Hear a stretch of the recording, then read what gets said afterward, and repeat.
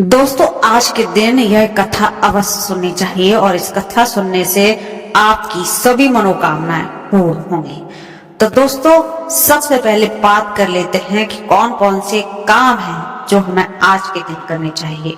Note कर लें, ये जरूरी बात है। अगर आप भी रख रहे हैं वट सावित्री पूर्णिमा का व्रत पहली बार, इसके बाद दोस्तों सुनाएंगे वह कथा जो हमारी सारी मनोकामनाएं पूर्ण करेगी। तो वीडियो के अंत तक बने रहिए और कथा अवश्य सुनिए। दोस्तों, वट सावित्री पूर्णिमा का व्रत हिंदू धर्म में बहुत ज्यादा शुभ माना जाता है। इस दिन सुहागिन महिलाएं व्रत रखती हैं और पति की लंबी आयु के लिए यह व्रत किया जाता है।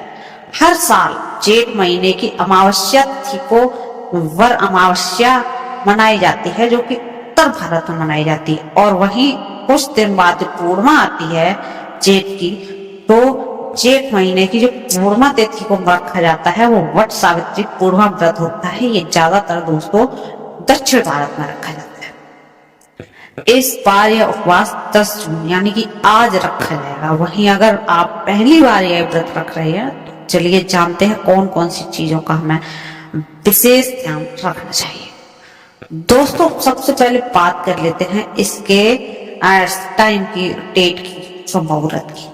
तो 10 जून को सुबह 11:35 पर पूर्णिमा शुरू हो जाएगी और इसकी समाप्ति अगले दिन यानी कि 11 जून को दोपहर 1:13। लेकिन दोस्तों, पूर्णिमा तिथि हमारी वट सावित्री पूर्णिमा है वो आज ही मनाई जाएगी। दोस्तों, स्नान दान है जो 11 जून को किया जाएगा। और दोस्तों, बात करते हैं पहली बार अगर महिलाएं ऐसा व्रत रख रही हैं तो पूजन सामग्री लिख लीजिए। सबसे पहले वट वृक्ष की प्रतिमा या फिर तेल। नंबर 2 पे है सावित्री और सत्यवान की आपके पास तस्वीर होनी चाहिए। बांस का पक्का होना चाहिए। कच्चा सूत या कलावा होना चाहिए जो कि हम जो हमारा वट वृक्ष रहता है उस पे परिक्रमा करते हुए लगाते। सिंदूर होनी चाहिए, रोली होनी चाहिए, अक्षत हो, कुमकुम हो, चंदन होना चाहिए। दोस्तों, फूल फल भिगोए हुए काले चने अवश्य होने चाहिए। दोस्तों, मिठाई बतासे और नारियल अवश्य रख लें। धूप दीपक अगरबत्ती जल का कलश और श्रृंगार का सामान तो रख ही लें। वट सावित्री व्रत कथा की एक पुस्तक आती है और अगर आपके पास नहीं है तो आप नेट से ऑनलाइन या फिर गूगल से भी आप उस कथा को पढ़ सकते हैं या सुन सकते हैं। वट सावित्री व्रत कथा की पुस्तक के बाद 1.25 मीटर लाल या पीला कपड़ा आपके पास होना चाहिए। तो ये तो हो गया दोस्तों सामान। अब बात कर लेते हैं पूजा विधि की। सुबह जल्दी उठ जाइए, स्नान कर लीजिए और लाल रंग के कपड़े पहन लीजिए। लाल या पीले रंग की आप साड़ी पहने। काले और नीले रंग के कपड़े, सफेद रंग के तो बिल्कुल भी नहीं पहनने चाहिए दोस्तों। उसके बाद आप 16 श्रृंगार कर लीजिए। वट वृक्ष के नीचे साफ सफाई कर लीजिए और पूजा स्थल लगे ऐसी तैयारी कर लीजिए। और सावित्री और सत्यवान की पूजा करें और वट वृक्ष को आप जल चढ़ाएं। लाल धागे से वट वृक्ष के बांधें और 7 बार परिक्रमा करें। व्रत कथा सुने और आप गरीबों को धन, अन्न और वस्त्र का दान करें। यह जो व्रत है निर्जला भी रखा जाता है, लेकिन अगर स्वास्थ्य कारणों के कारण आप नहीं कर पा रहे हैं तो आप फलाहार कर सकते हैं। इस दिन नीले काले रंग के सफेद वस्त्र ना पहने। पूजा समाप्त होने के बाद अपनी सास के पैर छूकर उनका आशीर्वाद जरूर ले लें। उन्हें भिगो हुए चने और कपड़े साथ के रूप में दे दें। व्रत के दिन किसी का अपमान ना करें, झूठ ना बोले और झगड़े से बचें। एक दिन तो बच ही सकते। इसके अलावा वट वृक्ष को किसी भी तरह का नुकसान ना पहुंचाएं। दोस्तों, ऐसा आप करिए। और अब आप हम सुनाते हैं आपको कथा वट सावित्री की। तो दोस्तों, चलिए शुरू करते हैं। अगर आपकी भी कोई मनोकामना है तो आप अवश्य ही अपने हाथ में कुछ लेके बैठे और बाद में अवश्य उसका वो करें, तर्पण करें, जिससे कि आपकी भी मनोकामना पूरी हो। दोस्तों, कहानी बड़े ही विधि और विधान से सुननी चाहिए और मन लगा के। कहानी सुनते वक्त इधर उधर ना जाए। तो दोस्तों, चलिए कथा को शुरू करते हैं। एक समय मध्य देश में अश्वपति नामक एक राजा थे। उन्होंने संतान प्राप्ति के लिए सावित्री देवी के साथ व्रत और पूजा की और पुत्री होने का वर मांगा। इस पूजा के उपरांत उन्हें यहाँ एक सर्वगुण संपन्न कन्या हुई जिसका नाम सावित्री रखा गया।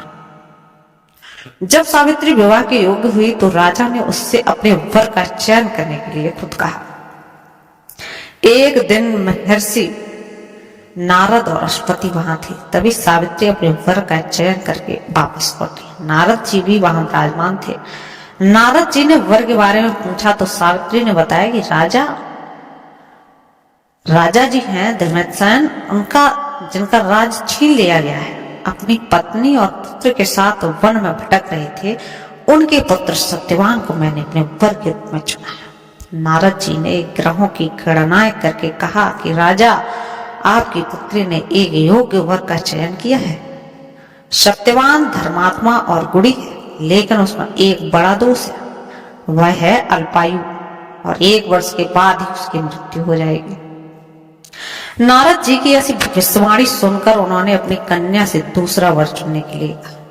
इस पर सावित्री ने कहा कि आर्य कन्या एक बार अपने वर का चयन करती है और मैं सत्यवान का चयन कर चुकी हूँ और किसी को अपने हृदय में स्थान नहीं दे सकते।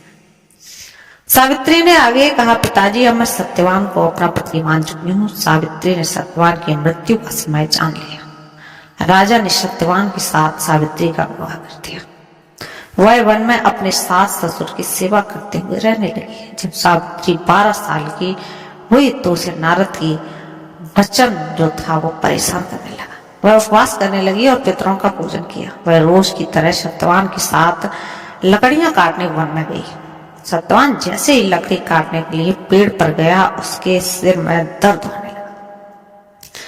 वह नीचे उतर आया और सावित्री से कहा कि सावित्री की जो थी उसके सर में उसके गोद में अपना सिर रखकर लेट गया। तो सावित्री का मन भय से कांप रहा था। तभी उसने यमराज को आते हुए देखा। यमराज सत्यवान की आत्मा को लेकर चल दिए। सावित्री भी उनके पीछे पीछे चल दी। यमराज ने उसे वापस जाने के लिए कहा, लेकिन सावित्री ने कहा कि पत्नी की सार्थकता इसी में है कि वह पति की छाया की तरह सेवा करे। उसने कहा कि उनके पीछे जाना ही मेरा स्त्री धर्म है। सावित्री के धर्म युक्त प्रश्नों को सुनकर यमराज प्रसन्न हो गए। यमराज ने पीछे मुड़कर देखा, सावित्री से कहा, आगे मत बढ़ो, मैंने तुम्हें मुंह मांगा वर दिया है। यमराज ने कहा कि तुम अपने पति के प्राणों के अलावा कुछ भी वरदान मांग सकते। इस पर सावित्री ने कहा, मुझे मेरे सास ससुर की आंखों की ज्योति दे दो। इसके बाद भी उनसे हार नहीं माने और फिर यमराज के साथ फिर से चल दी। यमराज के समझाने पर उनके कहा कि पति के बिना नारी जीवन की कोई सार्थकता नहीं है, तो मैं वापस तो नहीं जाऊंगी। पति के साथ जाना ही मेरा कर्तव्य है। सावित्री की निष्ठा को देखकर यमराज ने कहा, तुम कुछ भी वर मांग सकते हो, लेकिन यह विधि का विधान है। इस पर सावित्री ने उत्तर दिया कि महाराज, आप मुझे 100 पुत्रों की मां बनने का वरदान दे दो। यमराज ने तथास्तु कहकर आगे बढ़ने का निर्णय लिया। फिर यमराज ने सावित्री से कहा कि अब आगे मत बढ़ो, मैंने तुम्हारा मुंह मांगा वरदान दिया है। इस पर सावित्री ने कहा, आपने मुझे वरदान तो दे दिया, लेकिन आप मुझे बताएं कि बिना पति के मैं 100 संतानों की मां कैसे बनूंगी? मुझे मेरे पति वापस मिलना चाहिए। यमराज ने सावित्री की निष्ठा, पति भक्ति और शक्तिशाली वचनों के कारण सत्यवान के प्राण वापस कर दिया। इसके बाद सावित्री उसी वट वृक्ष के पास गई जिसकी परिक्रमा की और उसके पति के प्राण वापस आ गए। उसके सास ससुर की आंखें भी वापस आई। यमराज के आशीर्वादों से सावित्री की 100 पुत्रों की मां बनी। जैसे सावित्री ने यमराज से अपने पति के प्राणों की रक्षा की, वैसे सभी के पति के प्राणों की रक्षा हो। सभी का सुहाग अमर रहे। बोलो सत्यवान सावित्री की जय। तो दोस्तों, ये थी वट सावित्री पूर्णिमा की कथा। आपको कैसी लगी कमेंट बॉक्स में आप बस से लिखें। बोलो वट वृक्ष की जय।